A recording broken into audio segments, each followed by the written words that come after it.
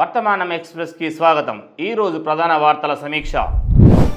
Hamas ప్రకారం Israel శాశ్వత కాల్పుల విరమణకు అంగీకరిస్తే మిగిలిన బందీలను ఒకేసారి విడుదల చేస్తారు. తొలి దశలో గురువారం 4 మృతదేహాలను అప్పగించి శనివారం 6 బందీలను విడుదల చేయనున్నారు. పశ్చిమ బెంగాల్ నాడియా జిల్లాలో బీఎస్ఎఫ్ రూపాయలు 1.48 కోట్ల విలువైన 1.745 కిలోల బంగారం పట్టుకొని స్మగ్లర్లను అరెస్టు చేసింది.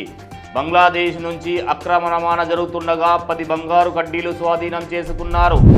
రేఖా గుప్తా ఢిల్లీ 4వ మహిళా ముఖ్యమంత్రిగా ప్రమాణ స్వీకారం చేశారు. ఉప ముఖ్యమంత్రిగా పర్వేష్ వర్మ, మరో 5 మంత్రులు ప్రమాణ స్వీకారం చేశారు.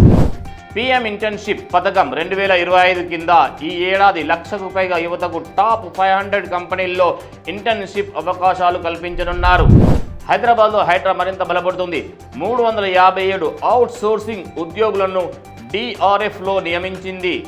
వీరు అంబర్పేట్ పోలీస్ ట్రైనింగ్ సెంటర్లో వారం రోజులు శిక్షణ అనంతరం విధుల్లో చేరనున్నారు.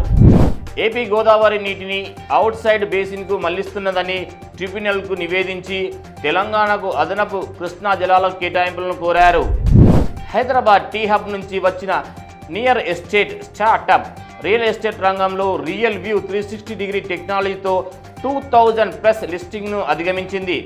వర్చువల్ రియాలిటీ, జియోస్పేషియల్ టెక్నాలజీ ద్వారా కొనుగోలుదారులకు ప్రాపర్టీలను సైట్ సందర్శన లేకుండానే అన్వేషించవచ్చు. ప్రభుత్వం పెండింగ్లో ఉన్న ప్లాటు రిజిస్ట్రేషన్కు అనుమతినిచ్చింది.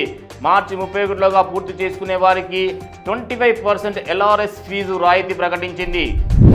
భారత్లో 70% మహిళలను ఉద్యోగాల్లోకి తీసుకురావాలని లక్ష్యంగా పెట్టుకున్నట్లు కేంద్ర కార్మిక శాఖ కార్యదర్శి సుమితా దాబ్రా తెలిపారు. మాసప్ ట్యాంక్ సోషల్ వెల్ఫేర్ ఆఫీసులో ఏసీబీ సోదాల్లో SC/ST cell GM Anand Kumar ₹1,00,000 లంచం తీసుకుంటూ పట్టుబడ్డారు. ఈ వార్తలు ఇంతటితో సమాప్తం. మరిన్ని హాట్ టాపిక్స్ కోసం వర్తమానం ఛానల్ని లైక్, షేర్, సబ్స్క్రైబ్ చేయండి. ధన్యవాదాలు.